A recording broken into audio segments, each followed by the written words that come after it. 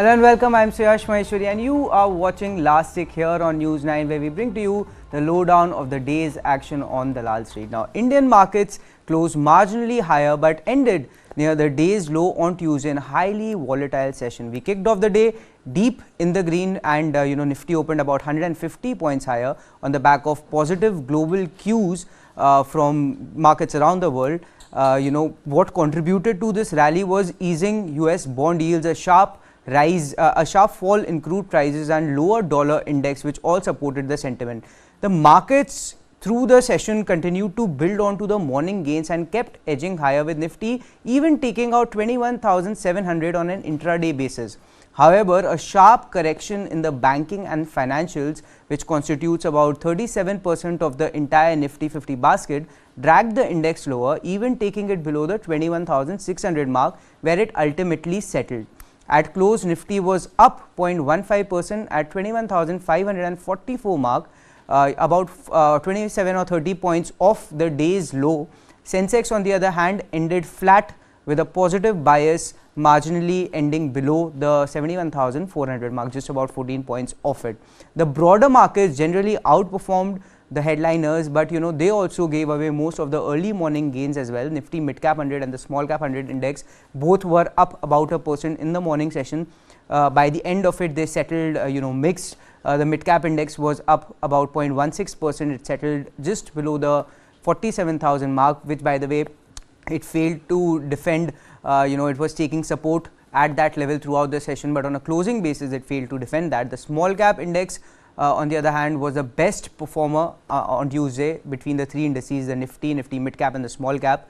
It ended about 0.44% higher, just above the 15,400 mark.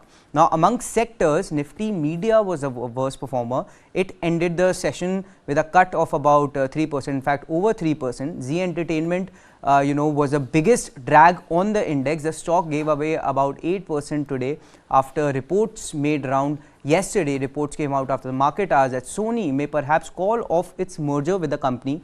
Now, Zee today in today's session denied those reports, calling it baseless and factually incorrect, and added that it is committed to the merger and is continuously working towards a successful closure of it with Sony.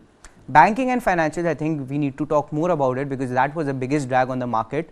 Nifty Bank, which even had moved past 47,900 at one point today, corrected sharply in the afternoon session, just in the last couple of hours, and closed at its lowest level since December 13. Now, some bit of volatility perhaps came from the financial pack, as we know that the weekly F&O expiry of Nifty Financial Services was also today. But to understand what led to this fall and talk about other things that was also driving the market, let's bring on board Mr. Sudeep Bandyopadhyay, Group Chairman at IndiTrade Capital. Now, sir, the markets kicked off the session with good amount of gains, but we could not hold on to them, and our sense is that it was the banking pack that pulled the markets down on the whole. But what's your understanding of the price action of Tuesday? Well, you're right. The global markets ended in the positive zone yesterday, and Indian markets were expected to derive cues from that and start up. And that's pretty much what it started. And then it went up and up. And, after the last couple of hours, I think the market came down and lost pretty much whatever it had gained. And yes, it was led by the banks. The downfall was led by the banks. Our feeling is that overall, there is a bit of nervousness in the market, and we are heading into a results season. There is not too many fresh triggers except corporate results, which will start coming out from, I think, day after tomorrow. And we are looking forward to also the interim budget on 1st February. So these are a lot many events lined up in the next few days, and I think market will start deriving cues from that. Absolutely, without any cues, continuously moving up. I think that phase for the market is over. We did see that in 23, continuously markets moving up, day after day. But I think 24 will be different. I think it will be much more calibrated, much more, a movement with consolidation at every level. That's what pretty much we feel. All right, and so as you rightly pointed out, the market is showing signs of nervousness, especially ahead of the the Q3 earnings season and also the budget. But we'll get to the Q3 earnings season in just a bit. But to understand about the budget, the interim budget that's to come out on 1st February, what are your broader expectations? Do you expect any sort of a big announcement that could perhaps move the markets? Well, normally interim budgets don't have big announcements. This is an interim thing. The big announcement should come in June or July whenever the full budget for the year is presented. But you never know directionally. There may be some indications, there may be some statements, there may be some allocation, but it's completely in the realm of speculation, Suhash, because it's very difficult to say. Yes, we would like to see a lot of things. We would like to see continuation of existing infrastructure push. We would like to see continuation of existing capital expenditure by the central government and a whole lot of other things, including giving a push for disinvestment, some simplification of GST related provisions, and definitely reduction in personal income tax. But these are in the wish list stage. And I think they may more appropriately be presented during the full budget in June, July. All right, and moving on to the December quarter earnings, a lot of companies have come out with their Q3 business updates. Anything particular that stood out for you, sir? Well, I think the auto pack stands rock solid. I think the numbers have been pretty good. Whether it's a two-wheeler, four-wheeler, I think by and large the industry has done pretty well. And that's getting reflected in the market also. I think it's, in spite of the carnage we see once in a while in the market, auto pack has been standing steady.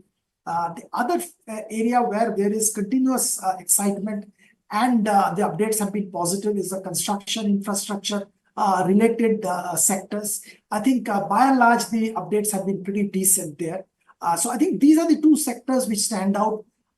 We'll have to wait and watch the IT management commentary, which will start coming from day after tomorrow, numbers as well as the commentary, but that's in the future. All right, and what is the sense of the FMCG companies? They in their Q3 updates have indicated that the volume growth will be low, and according to some of them, at least 2 or 3 major players, that it's the rural demand that is still lagging.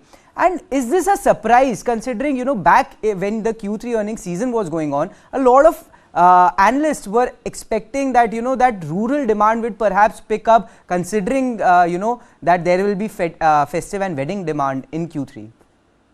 No, you're absolutely right. That group includes myself. I also was expecting rural demand to be better than what it seems to be. And unfortunately, the rural demand definitely is soft. And that is being commented by pretty much all the FMCG majors. So we'll have to wait and watch for the exact numbers. But by and large, the story has been uniform that urban demand has been strong, whereas rural hasn't picked up really or matched up to the urban demand. That's the story. So let's wait and watch. Some of the companies like Godrej and all, I think they have international businesses, and some of the international markets had massive currency depreciation, so that will probably affect their earnings. But by and large, I think India-focused FMCG companies will be doing well, but for the rural demand pickup. Right, and what's your view on this Zee-Sony merger saga that's going on? It's been quite a roller coaster ride. Yesterday, there was a media report that suggested that Sony may perhaps call off that $10 billion merger as they couldn't agree to terms that Mr. Puneet Goenka will continue to lead the merged entity. Zee today has squashed those reports. But what is your sense on it? Will it go through? And what happens in either or scenario if the merger goes through and if it doesn't go through for the Zee Entertainment stock? Well, it's very difficult to predict, Suhash, because this is a binary event. Either it happens or it doesn't happen. And these are such individual driven and negotiation driven that it's extremely difficult to comment and predict. But I will say that from the point of view of Zee, I think the merger is definitely required.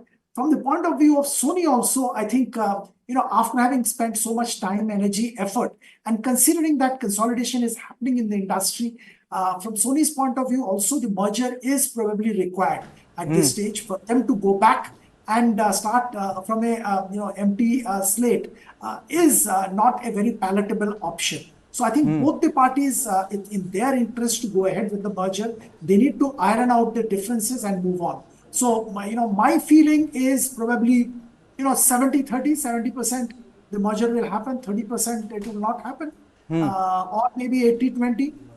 So that's where I stand. But yes, that percentage of uncertainty does remain.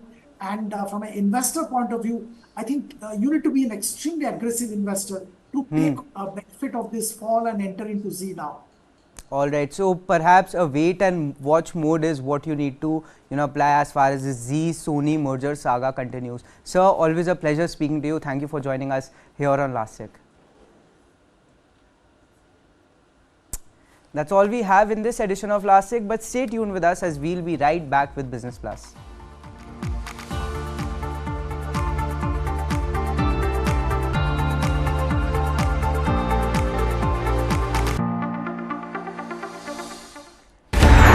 Ram's Ayodhya rebuilt.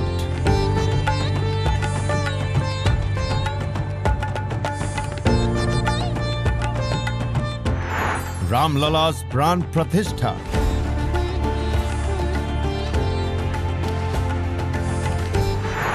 Countdown to January 22nd.